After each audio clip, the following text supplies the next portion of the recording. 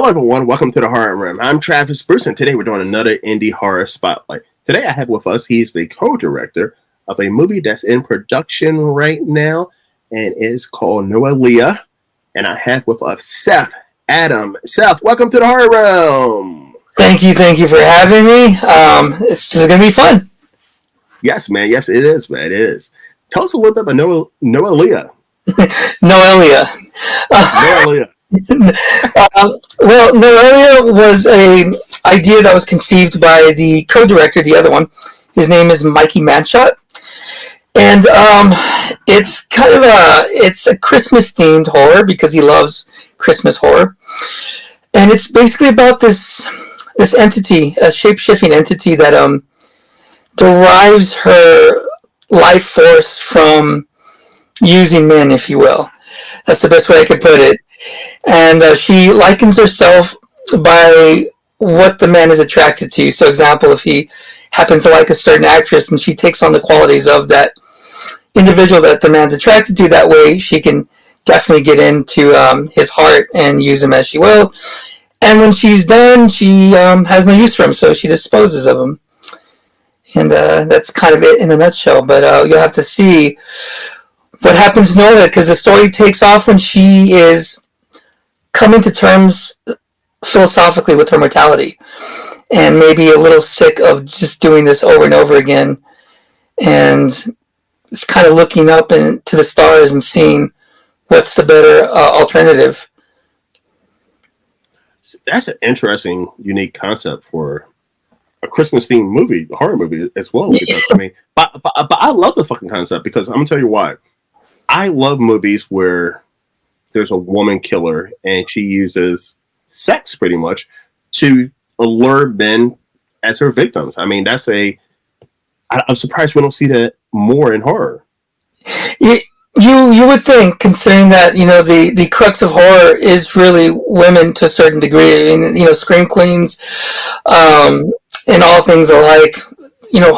Women, females are a big part of what makes horror special and what works, even if not just from scream queens, but also themes like ginger snaps and movies like that, which is not really about a final girl, but it's more about the journey of taking something that that is womanhood and turning that into a kind of in that case, a werewolf story. But yeah, it's very female, and it's amazing.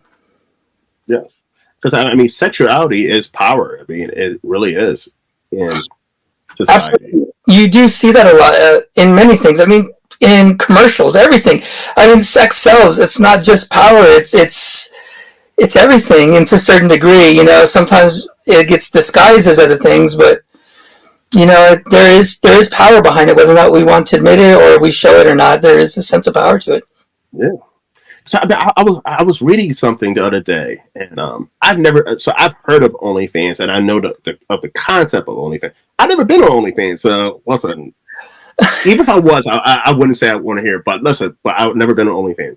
But I was shocked that OnlyFans has, it's like 200 million subscribers, and 89 million men in this country are subscribed to OnlyFans, and OnlyFans is the number one part-time money job. It is beat out DoorDash and Uber as like a side hustle, making money, and that's pretty crazy. It is.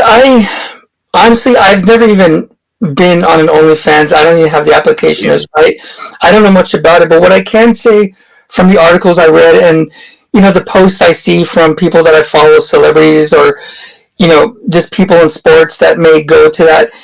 Really, I think the attraction in there is just having that closeness with someone that you normally couldn't have. That's really what it is. You see, for example, there's a lot of female wrestlers do it. And, I'm a big wrestling fan. So, I know a lot about that stuff. So when you see a lot of big, female wrestlers decide to go that route, maybe when they step out of like something like WWE, because of it, or after they leave, they do that. A lot of indie wrestlers are doing that. I think the attraction, one of the many, I guess you could say, is just being able to have that closeness to someone you admire, whether it's just literally for the aesthetics or the beauty, or because maybe you just genuinely like them and maybe, you have that moment. I don't know. It never really interests me, so I could be speaking out of my ass. But yeah, listen, it's not something I would do, but I'm like, wow, that's interesting that women have a side hustle they can become millionaires from doing, and like it's weird but cool. There's certain wrestlers. There's one in particular that I know. When she left the WWE, I think she made way more. And it wasn't even on OnlyFans. It was one of the smaller ones that is like OnlyFans. But it's the same idea, and she just made way, way more. I mean, just ridiculous amounts more. And it's just, the option's there, and many people are succeeding at it. And the best part about it for them is that it's a work from home situation. It's a do at your own, pace. And if you have the time and the willingness, you're going to make a lot of money. Yeah, but I mean, the only thing I would never be on OnlyFans. I'm talking about as a talent. I would say. Yeah, I don't think anybody's paying to see me on OnlyFans. But I don't know. What do you say? Never say never. But like the scary part about it is like for me would be like the people who are my fans. Let's say if I'm walking down the street or so forth. I don't know if I'm gonna run into someone who's a creeper or something. Like, you know what I mean? Because you're out there. Well, here's the thing, and I've heard this from my friend that I guess is in that scene. Not necessarily that he has one, but that he's probably subscribed to a few of them. I heard that OnlyFans was originally, and it had nothing to do with sexuality. It was literally an OnlyFans. There was like cooking shows or cooking things on there. There's all sorts of things on there, and they are still there. But they're far outweighed by the other thing that people want. But to your point, actually to correct you on things, sir, I will say this: never underestimate the ability of a market for everything. So I'm sure you're OnlyFans, you'll have a market, maybe not just for your horror, but hey, people can be the internet. If there's anything we've learned, I don't think there's anything in the world that someone is not into. So that is true. That's true. I mean, I started an indie horror YouTube channel. I didn't think anybody was going to watch this. I got 1,000 subscribers in my first year. So people are. I mean, there's something out there for everyone. But like, I don't know. Listen, all right. Leave in the comments if you want to see me start my own OnlyFans page. But it has to be sexually explicit. Are we talking any? That changes the story.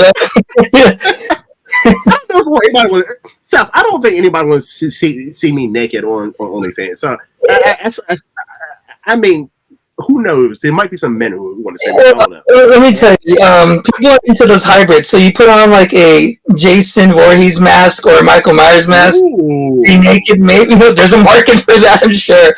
So mix the world, horror and sex. But I don't think women are paying for that, though. I really don't. I don't think women are paying for that. I think most of my subscribers would be men. Well, you might learn things by your subscribers, and I'm sorry, but hey, if someone wants to stay, don't judge them, right? That's true. I mean, listen, I'm not doing it. Well, let me know if you want to, so I can help you with that. How are you going to help me, Sal? How are you going to help me? Been over a little bit further. Yep, there we go. No, some creative lighting. Make it real horror themed. Some moody lighting, some nice creepy music. You can put that on your IMDb, right? That's exactly credit. You don't have to pay me, just a credit, please. All right. So, Seth, what got you into making horror movies, man? I mean, it's capable for not capable for anyone, but it's a lot easier for anybody to now make a horror film. I mean, with the price of technology, the advancement in technology, what got you to what made you be like, what, fuck it, I want to make a horror movie? Well, ever since I was a child, I've loved horror. And to start this conversation off, and I'll get to you answering your question, but when I was a kid, This is one of my favorite stories my parents tell me. When I was very, very, very, very young, high chair, they put me in front of a TV to basically shut me up so they could live their life, you know. And they put a bowl or a plate of food and put a TV on, and I was crying, crying, crying, just an unhappy little child for some reason. And my mom thought, maybe it's just the channel. She put on cartoons, television, TV, like kids programming. None of it was working. She accidentally stumbled upon Friday the 13th, the first one. Ooh. And I shut the hell up. And she didn't catch it the first time. She just thought it was a little gap in my crying. But as soon as she changed, she realized I was crying again. She went through the channels, it landed on there, and then she noticed I stopped. So she tested it. She left it on there, walked away, watched me from far, and she said, didn't make a single noise until after the movie was done. And so, that love for horror followed me throughout the years where, as a child, I just loved horror. I remember going to Blockbuster, that's going to date me. I would go to... Me too. And when I was really young, one of the things that we would do is my dad, every other weekend or maybe once a month, I get to rent a single movie or two if I was really good. And what I would do is I would always go and get a horror and a wrestling VHS. Back then it was AAA, AWA, like all those like NWA, all those smaller promotions that were releasing stuff, Crockett, wrestling. Yeah. Anyways, but the thing about horror though that always captivated me is you go in that aisle, and back then in the 80s and 90s, that was the early 90s and all of the 80s, that was a time of great cover art where you could almost fall in love with the movie before you even saw it because you would look at that, and especially if you didn't rent it the first time, it would stay in your head. It would stay in your head. And, eventually, after months and months, if you kept choosing other movies, months and months, it was a nagging. It was like, I have to see what this is about, Yeah. It was just that passion for horror. And then when you'd watch it, for me, it was an opening the door of wonder. Like, I'd watch these movies, and I was just so affected by them, like how wonderful and fantastical they were. Some are not even fantasy movies, but they felt like fantasy. And then when my mind started to develop a little further, I started to understand subtext and atmosphere, and then I was opened up in a new way of feeling things that are undescribable, that have no words. They're just a feeling that you get when a good twist ending happens, or when something says in words or in action the thing that you felt for years but didn't know how to say, and somehow they knocked it out in one piece of dialogue or one piece of action. All this stuff was exciting. So, one day in my life, I have a group of friends that were all horror fanatics, and all we would do would, collect horror, anything. One day I just looked around and I said, why don't we stop talking shit and just do something about it? Why don't we just stop being fans and do it? We've seen enough movies. I still am a special features obsessed guy, so every movie I watch, I watch all the special features. So it was almost like film school by special features. Learned all the mistakes, the stupid stuff, successes. So I gathered up my friends, grabbed them by the ear and said, "We're making a fucking movie." And yeah, they all went crying because it was a horrible experience, but. I made my first movie, and it was an abstract horror movie. Maybe not really horror, but it was in the vein of it, in my opinion. And after that, I cannot stop. It's making movies, particularly horror movies, is just this never-ending pursuit of trying to outdo yourself, both psychologically, intellectually, and graphically, just exploring ways. And that's just it, just me trying to do it. And I've had many failures, few successes, but in my head, those failures are just as much as a success. Of course, I don't think that until in hindsight, I beat myself. Yeah. But years later, I look back and say, oh, that's why I did it. I know I did it now, But yeah, that's That's why, and I've made other things besides horror because I love other genres as well. Mhm. But horror is just my comfort zone, and it's something that I know. I know it like a fluent language. I know horror through and through. So, if there's a genre that if I could just want without thinking about it, it's horror.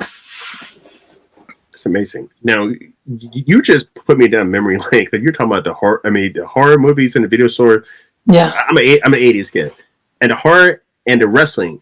And I used to do the same thing. I took it the horror movie, and then I would get the wrestling video. Now, okay, listen, I'm gonna educate everybody. This is back before Peacock and The network.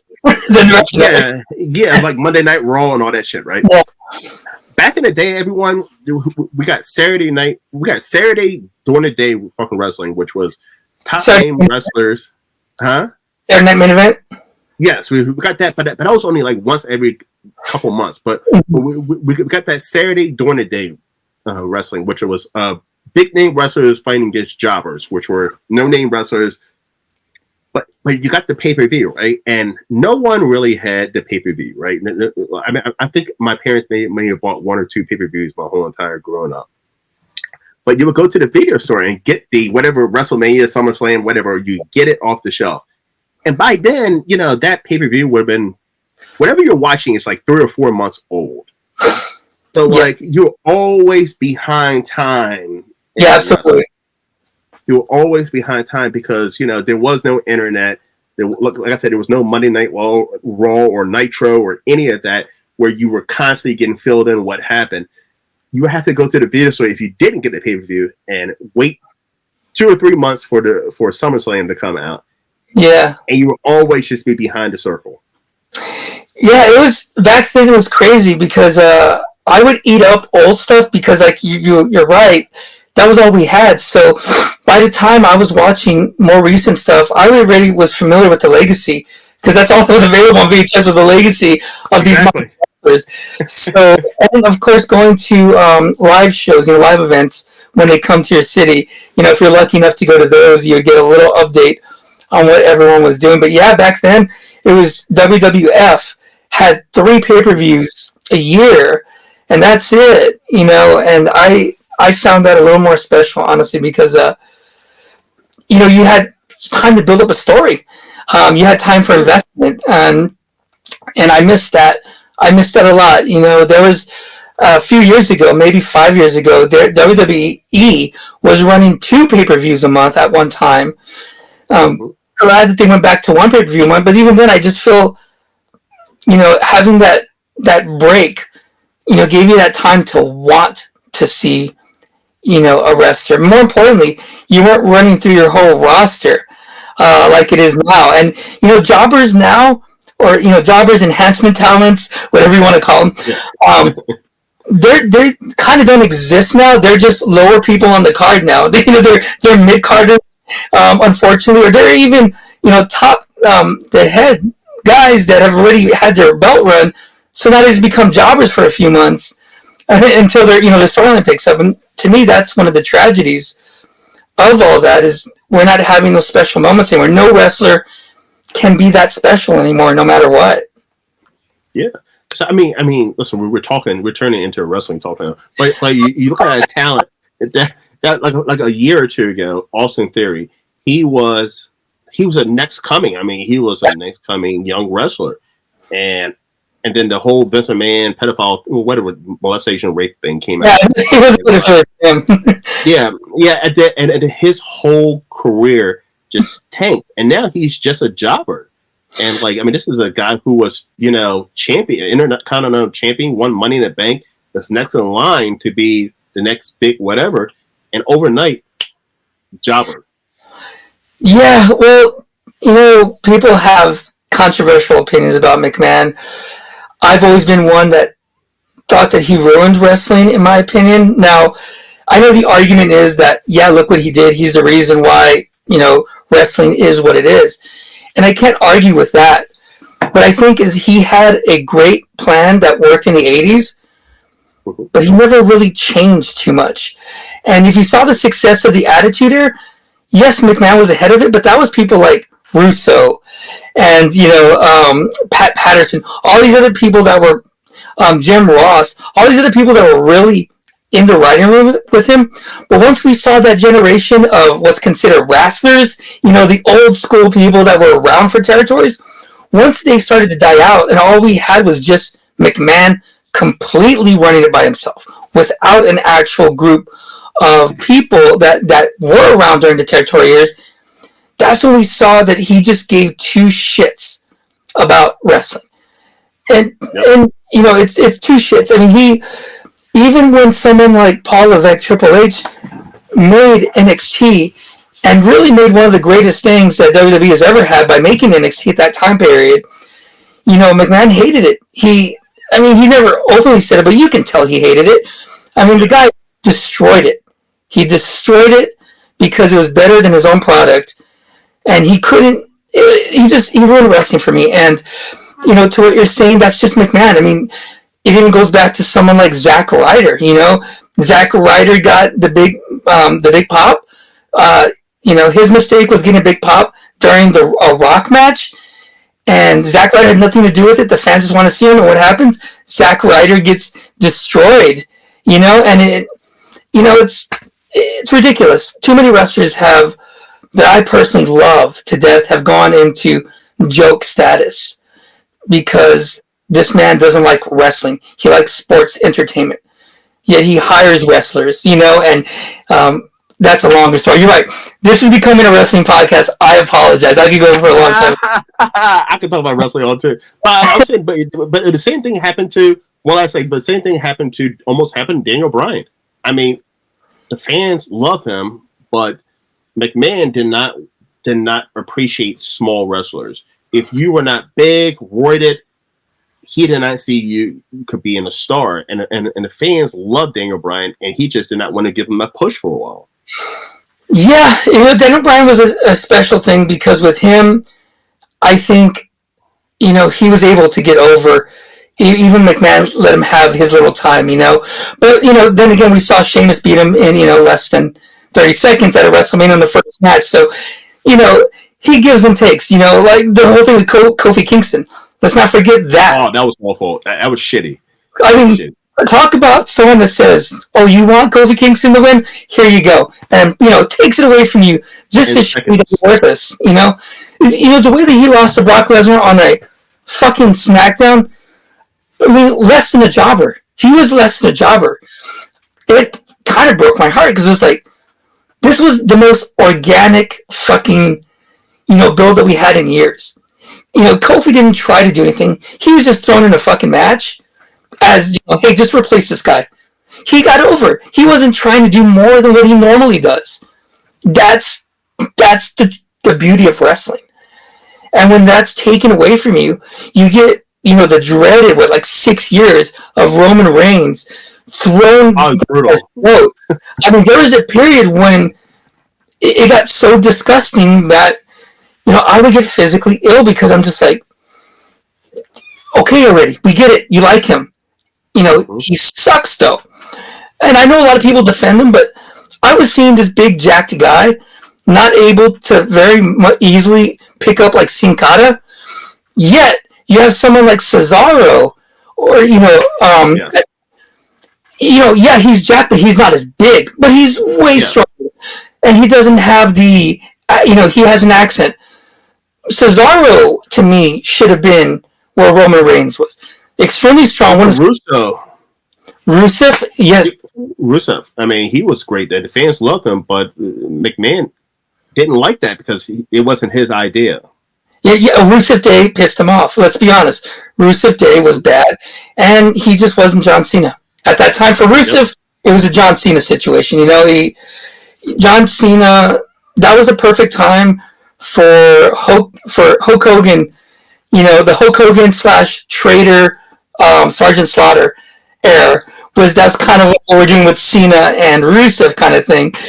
But it just wasn't the same because, in the 80s, we had a little narrow understanding of wrestling. So, we were able to get behind someone like Hulk Hogan that could, quite frankly, hardly wrestle compared to someone like, Piper, Any of those guys that he would take on were amazing wrestlers by comparisons. Yet Hogan dominated, and that worked in the '80s when he had a stronger hold on kayfabe, But when time went on, and now the news is reporting both kayfabe and shoot news at the same time. We're smarks now, right? Like the average wrestling fan is a smark, and it pisses me off. I get very emotional. This, so sorry.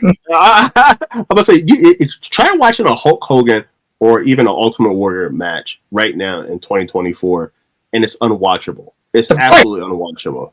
It's fucking unwatchable. Yeah, it's formulaic. It's boring, and it's rest holds. It's overselling on a simple move. And you have the most dominant finishing move in the '80s. A move that is just first or second move in a good match when you get him down. It's a terrible leg drop. I mean, it wasn't even a leg drop. And the Ultimate Warrior. Now, granted, he was jacked, but when he's doing his splash on someone like One Man Gang or Andre the Giant, that's not a lot of weight coming down on you. You're not hardly take out Mr. Perfect, but it did, so whatever. Yeah. Yeah, so it was a silly time, but putting wrestling and horror together and bring it full circle, because wrestling fans are majority of the time horror fans as well. Wrestling and horror kind of come together. I noticed, but wrestling had its heyday. It had its ups and downs. Something that horror has as well. Horror in the '80s, it was its golden age, and then you got that weird '90s where it was all teen horror. Like I Know What You Did Last Summer, and it was like a billion different spinoffs of Scream. Yeah, I credit Scream, but I'm also pissed off at Scream because Scream gave us about 6 or 7 years of some of the worst horror movies ever fucking made because of fucking Scream. But like then you get Blair Witch and you get Paranormal Activity and it started going down. So it goes right now. I think indie horror is where it's at because right now I think we're going to wrestling. I think we're in a great era of wrestling right now. I think wrestling is pretty fucking good right now, compared to like 4 or 5 years ago when Goldberg was winning the title every fucking week. Who could barely even fucking move. Like he's actually for like 2 minutes long. He was winning championships. Squash Wyatt. So yeah. Yeah, but we're in that weird realm right now when it comes to Hollywood horror movies. Like, yeah, I mean you get a couple little small indie ones like Barbarian come out for it, but for every one of those you get fucking the new Exorcist or you get Halloween Ends. Right now, when it comes to big name horror movies, we're like kind of in a dark age. Do you think so? I think we're at the end of it, and I'll tell you why. So I went to the theater. So I haven't been into the theaters in a while before these last 2 weeks because I hate trailers now. I think trailers are even good movies have shit trailers because they're trying to get people in, and you could almost do this and count every beat. Or even you hear that generic guitar strum on an indie fucking drama. It's even action movies, and horror movies, my pet peeve is, towards the end of the credit where you have a jump scare in the trailer, and it's just like every time, and sometimes it's not even a real jump scare, it's just something you put it there. But anyways, I went there, and I saw 2 movies back to back. I saw Late Night with the Devil and Immaculate. And, I have my opinions on the movies. Maybe it'll come out, but I won't. That's not the point of what this is that what I will say is that Late Night of the Devil was extremely original for a movie that came out in theaters to me. It had an indie sensibility, and, it was just a breath of fresh air to see something like that in theaters because it was just so different. Not really original in general. I mean, I've seen movies that are similar, but still, like I said, just the way it was presented, I was like, it's good that I get to sit in the theater and just experience this. And then Immaculate, I saw it actually on the same day. With Immaculate, once again, I have my opinions on that, but one thing I did notice about that is that I think, and this is thanks to A24, and I have my opinions on A24 too. But we're starting to see a dawn of movies that are taken from the European sensibility of shooting movies, and I don't. It's a good thing because I love French horror, Italian horror, particularly French. Though the way they do things is really great. But when Americans come and do that, they could take the type of shooting, the type of lighting, but they kind of miss the intangible. What makes it a French movie versus an American movie? So I'm starting to see a lot of directors wanting to take movies in that direction, really broody, atmospheric, dark, and a couple of failures you already brought up, like something like The Exorcist Believer, which was a damn awful movie. Besides it just being a bad movie, storyline was just nonsense. Even if you liked the movie, they didn't have a coherent, there was no rational reason for some of the things that happened. But there was this darker, broody thing, and it was presented in a way that I didn't really see recently in American horror. I think American horror is trying to really get back into that creepy, atmospheric thing. I don't think it's there yet. I think that American horror is dipping its toes in it, trying to figure out what it means to be that way. But, the answer has always just been indie or foreign movies. They're the ones that are willing to take the risk or allowed to take the risk. But I think we're coming out of that stage that you said. At least I'm hoping, that from these movies I'm starting to see that. But you never know. This could be just a momentary thing, or this could be just because of A24. Because all the fucking A24 movies, like them or not, I'm wearing an A24 movie. This is one of my favorite movies. But besides this movie, actually, this movie looks different than the rest of them, but they all kind of have a similar freaking neon light look. And, it's like, I get it. It's great after the first 5 movies. But when every fucking story is being told this way, and even worse, by different directors, it's not the same person using the same style, you start to say, well, I'm glad that you're giving independent features a chance, but can we just change it up a little, man? Just, give me something different. You're starting to feel like an alternative to Hollywood, but not in a good way. You're giving us the Hollywood mentality, but for indie people. And, the beautiful thing about indie that I think people miss is not just the budget or not just the style, but the diversity of it. You go in there and you see things that are being done that haven't really been done before, or have, but not in this type of way. So that's where I think we are. I think we take one step towards something different, and we stay there for a little bit. We let it, and then, okay, well, let's change it. And it's just these small steps. After a few years, it's all going to lead up to one original movie. It's going to reset everything. But we're on our way, I think.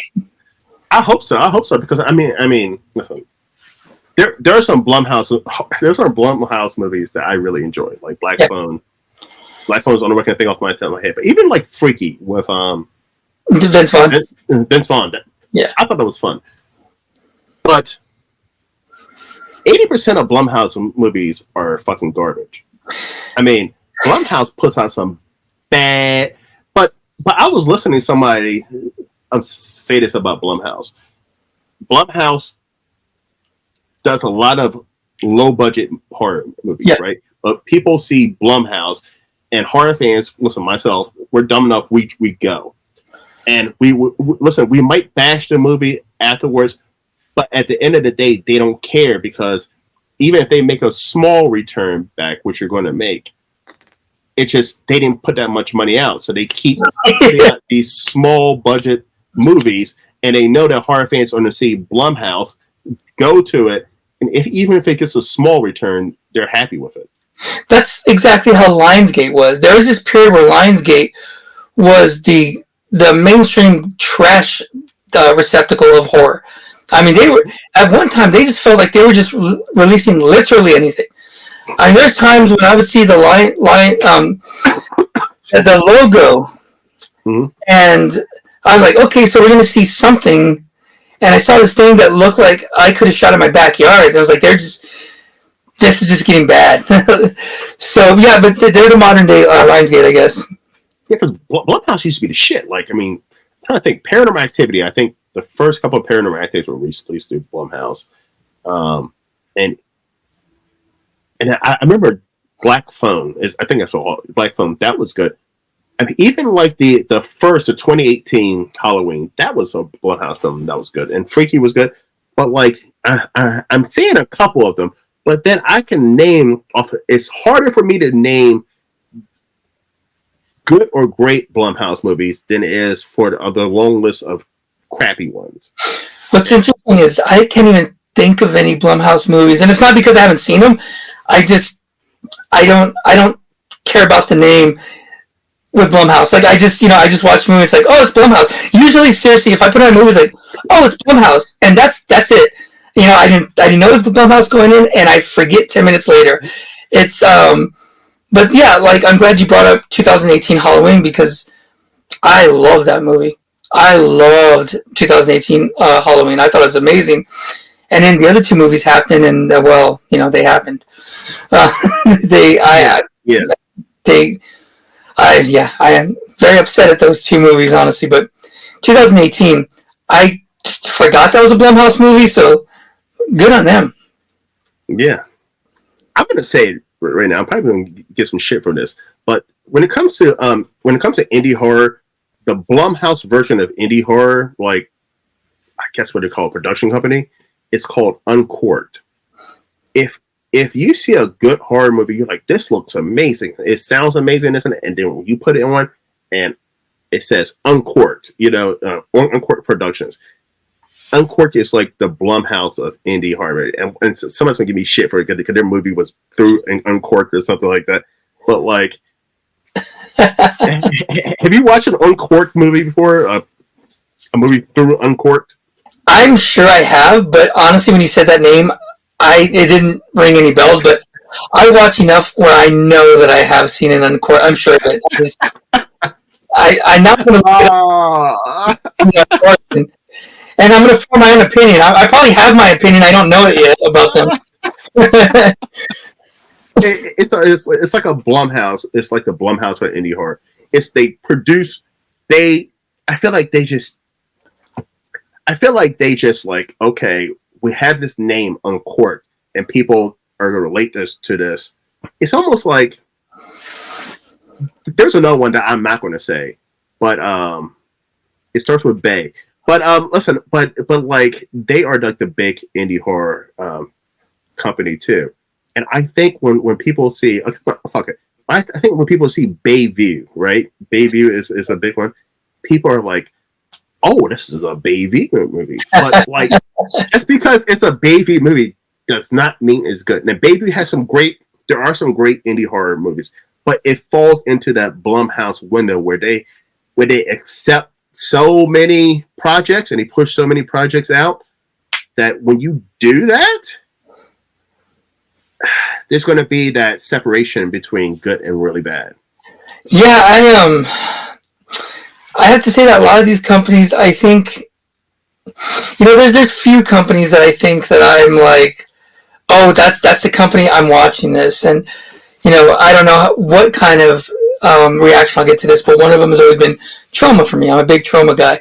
So, a trauma movie is a trauma movie. Like when I go in there, I know what I'm getting. So, but a lot of these other companies now, to me, they are mega names in the sense that they're everywhere, but they're not the mega names like the way like Troma, Full Moon, Anchor Bay, some of these big companies back then when you knew that you didn't think the movie was good or bad, you just knew that it was a certain type of movie when it was in that yes. And now these companies I'm losing track of them because they're not bringing me consistently anything, consistently good, consistently bad, consistent style, consistent anything. It's just there. So I need to look up these companies because I know I've seen so much that I'm sure I have, but I don't know what movies are associated with them. So now I'm interested.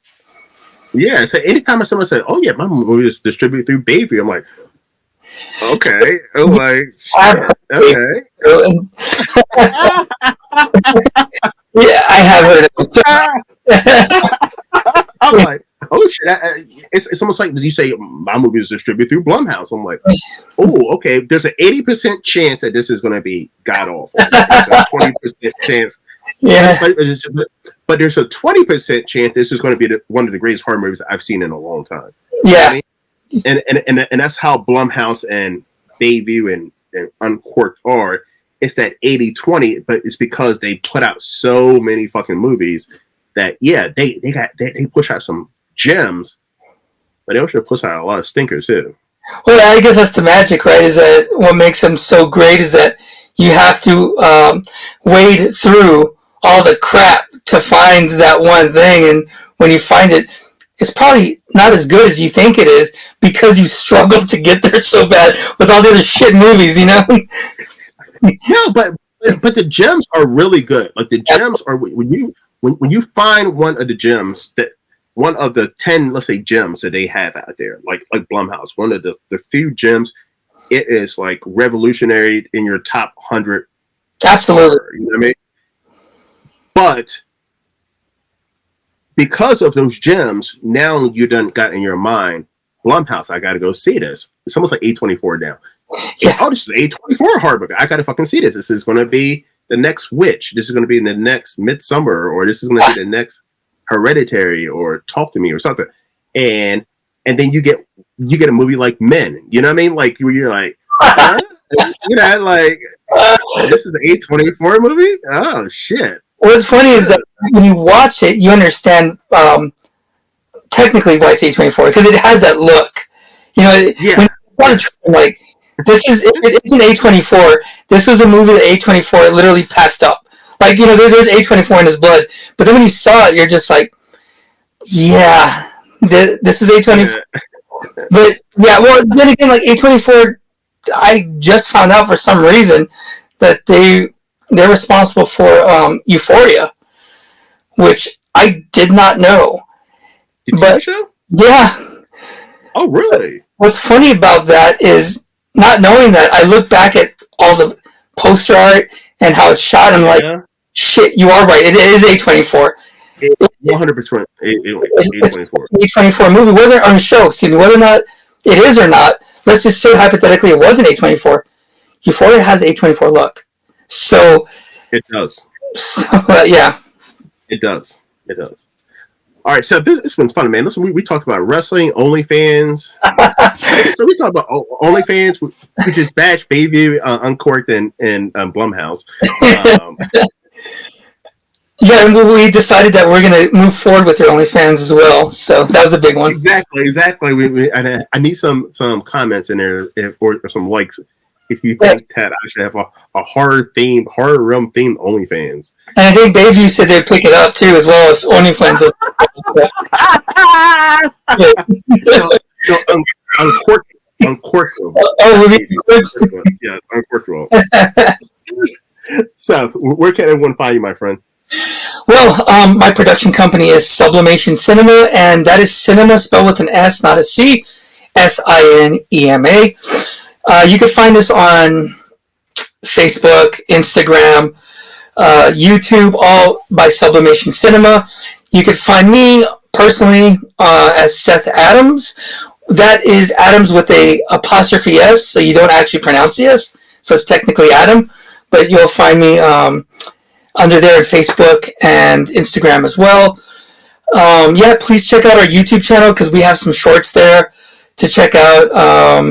Let us know what you think of the shorts and tell us how we could move forward with this stuff. Sweet. I'm going to have the link to the YouTube channel down in the description box. So please click on that bad boy, like, subscribe, and check it out. And comment too. Whoa. There's a lot of things going on. Oh, what's going on here? Oh, whoa. I see why I did that. What? Oh, let me try that. I don't like What's for me? I don't What's for me? What did you just do? Did you just break my fucking streaming thing? Like, shit. That's cool, man. Wish I would plan that. Oh, hold on, let me try it. What? No, it's not working. I don't know what it picked up. Maybe Oh, now we look like a bunch of idiots. So, no. That was pretty cool. I mean, you got a Christmas themed movie. You had like little snowflakes and stuff on there. I think they're fireworks, but Was it fireworks? yeah, Yeah, I try to watch it back now. that's a few days away from New Year's, so it makes some people just. So this one fun, man. This is fun. Yeah, I gotta have you back on, man. Oh please, I would love to talk horror, wrestling, and anything else, man. Yes, most definitely, man. Listen, we're definitely going to do this. I'm putting a check next to your name. We're going to do a video soon. Awesome. All right, everyone. Well, thank you for coming to the Horror Rant. I'm Travis Bruce. Oh, look, they did it. How did that do it for me? So when I don't plan it, so I'm just gonna do this and just. Nothing for me. So it has to be out of sight, out of mind, I guess. All right, whatever. All right. Well, everyone, thank you for coming to the Horror Rant. Travis Bruce. Nothing. All right, I'll see you guys next time. Take care. Why is he doing it for you and not me? Yeah, and see, Seth, and this is why I'm not going to get an OnlyFans page. All right, guys. I'll see you next time. Take care.